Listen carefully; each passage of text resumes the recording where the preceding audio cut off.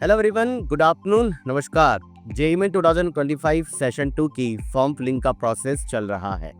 हजारों की संख्या में स्टूडेंट रोज जेईई में सेशन 2 की फॉर्म फिलिंग के प्रोसेस को कंप्लीट करते हुए दिखाई दे रहे हैं। प्रॉब्लम, सबसे बड़ा इशू ये दिखाई दे रहा है, जो क्वेरीज स्टूडेंट्स की भी हमारे पास लगातार आ रही हैं कि जेईई में सेशन 2 की फॉर्म फिलिंग में वो स्टूडेंट जिनका फॉर्म फिलिंग जनवरी में जिन्होंने किया और जनवरी जेईई में सेशन की फॉर्म फिलिंग में जिन्होंने अपने नाम, father name, mother name, date of birth, 12th जहाँ से करी, स्टेट ऑफ एलिजिबिलिटी, खासकर कैटेगरी और 10th और 12th की डिटेल को गलत भर दिया, या वो बाय मिस्टेक उस समय, जैसे किसी बच्चों के पास में हमारे पास जनवरी सेशन में भी बहुत सारे स्टूडेंट्स के ऐसे कॉल आए थे जिनके पास में ओबीसी ईडब्ल्यूएस का सर्टिफिकेट जो कि 1 अप्रैल 2025 का बाद में काउंसलिंग के टाइम में देना है, और इस बार जेईई में जनवरी के सेशन के फॉर्म में पहली बार डॉक्यूमेंटेशन से रिलेटेड डिटेल मांगी गई थी और बहुत सारे बच्चों के पास में कैटेगरी डॉक्यूमेंट की डिटेल नहीं थी। उन्होंने उस समय फॉर्म को केवल फिल करने के लिए जनरल कैटेगरी से भर दिया। वाइस वर्सा ऐसे बहुत सारे बच्चे हैं जिन्होंने पहले कैटेगरी से फॉर्म को भर दिया और अब उनके पास में ऐसा लगता है कि प्रॉपर डॉक्यूमेंट नहीं बन पाएगा, तो वो कैटेगरी को भी चेंज करना चाहते हैं। साथ साथ कई सारे स्टूडेंट एकेडमिक डिटेल, नाम, फादर नेम, मदर नेम, खासकर उनका 12th जिस स्टेट से किया वो उन्होंने गलत भर दिया, या फिर उन्होंने फॉर्म में कोई भी ऐसी मिस्टेक कर दी है जिसको वो सोचते थे कि यार अप्रैल रजिस्ट्रेशन में हम करेक्शन कर लेंगे, एडिट कर लेंगे, एडिट का ऑप्शन एनटी ने नहीं दिया। ये सारे बच्चे लगातार जब से जेईई मेन सेशन 2 का फॉर्म फिलिंग का प्रोसेस चालू हुआ है, जिसको स्टार्ट हुए 2 दिन हो चुके हैं, लगातार हमसे कांटेक्ट कर रहे हैं। अब बात करते हैं कि यार आखिर सोल्यूशन क्या है। जिन बच्चों ने जेईई मेन जनवरी के बाद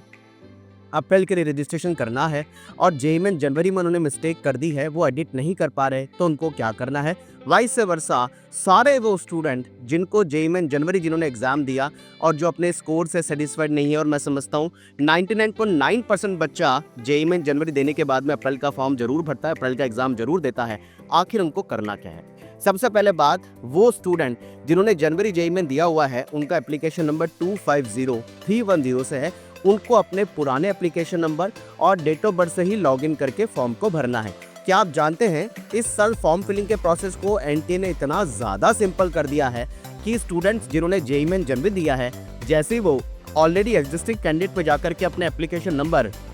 और पासवर्ड से लॉगिन करते हैं, उनको केवल और केवल अगर वो सिटी चेंज करना चाहते हैं जो कि उनके बाउंडेड एड्रेस में है, जो उन्होंने स्टेट एड्रेस पहले भरा है, या फिर वो अपना पेपर 1 देना चाहते हैं, उसके साथ बीआर ऐड करना चाहते हैं, तो उनको वो चूज़ करना है और सिंपली उनको कोर्स चूज़ करते हुए, मीडियम चूज़ करते हुए फीस का पेमेंट करना है। यानी जिन्होंने जनवरी जेईई में फॉर्म भर रखा है, उनको फॉर्म में हार्डली 1 या 2 मिनट का काम है और डायरेक्ट फीस का पेमेंट करना है। बहुत ज़्यादा कंटेंट नहीं भरना है, बहुत ज़्यादा कंटेंट नहीं भरना, बहुत सारे पर्टिकुलर्स नहीं भरने, केवल अपना मीडियम चूज़ करना है, किस शहर में वो एग्ज़ाम देना चाहते हैं, वाइस वर्सा उनको पेपर 1 के लिए एग्ज़ाम देना है और सेशन 2 के लिए टिक करना है और वो फीस का पेमेंट करेंगे, ऐसा जिन्होंने जेईई में जनवरी का एग्ज़ाम दे दिया। अब वो बच्चे जो लगातार हमसे कांटेक्ट कर रहे हैं, जो फॉर्म में कोई मिस्टेक कर चुके हैं या कोई पर्टिकुलर्स जो मैंने भी सारे बताए इनमें चेंज करना चाहते हैं, उन सारे बच्चों को हमारा स्ट्रांगली सजेशन है कि प्लीज़ ऐसी गलती मत कर दीजिएगा कि हम फॉर्म में एडिट नहीं कर पा रहे हैं,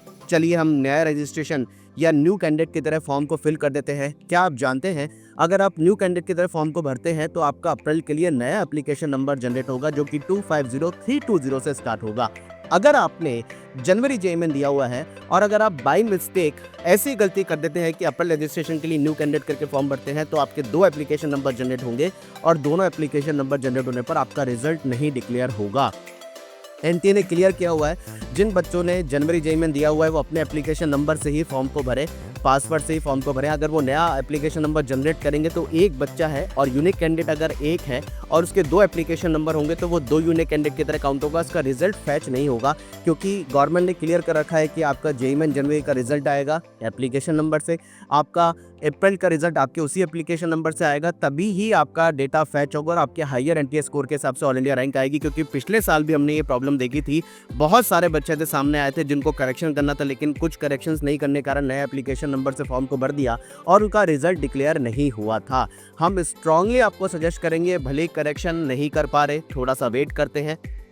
12 से 15 फरवरी तक आप वेट करिए, क्योंकि लास्ट डेट अप्लाई करने की 25 फेब और फॉर्म में ऐसा कुछ नहीं है। जिन्होंने जनवरी जेईई में दिया हो, मैंने बताया हार्डली 1 या 2 मिनट का फॉर्म है, 15th ऑफ फेब तक वेट करिए। एनटीए को ईमेल जरूर कर दीजिए कि आपने फॉर्म में ये मिस्टेक कर रखी है, लेकिन आपका अगर आप कैटेगरी चेंज करना चाहते हैं, स्टेट ऑफ एलिजिबिलिटी 10-12 की डिटेल, आपका स्टेट चेंज करना चाहते हैं एग्जाम देने के लिए जो कि एड्रेस में बाउंडेड है, नाम फादर में मदने में मिस्टेक है, आप एनटीए को जरूर ईमेल करिए कि हम फॉर्म में एडिट नहीं कर पा रहे हैं और ये हमें करेक्शन करना, थोड़ा सा वेट करते हैं। जब बल्क में एनटीए के पास में क्वेरीज जाएंगी तो कोई ना कोई सोल्यूशन एनटीए देगी, ये हमारा मानना है। इसलिए 12th ऑफ फेब से 15th ऑफ फेब तक वेट करते हैं। जिन बच्चों को एडिट करना है मैं केवल उनकी बात कर रहा हूँ, जिनको फॉर्म सही भरा है, जिन्होंने जेईई जनवरी में, वो फॉर्म को भर दीजिए, कोई दिक्कत नहीं है, बहुत सिंपल सा फॉर्म उनके लिए। लेकिन जिनको एडिट करना है वो बच्चों की संख्या भी बहुत है,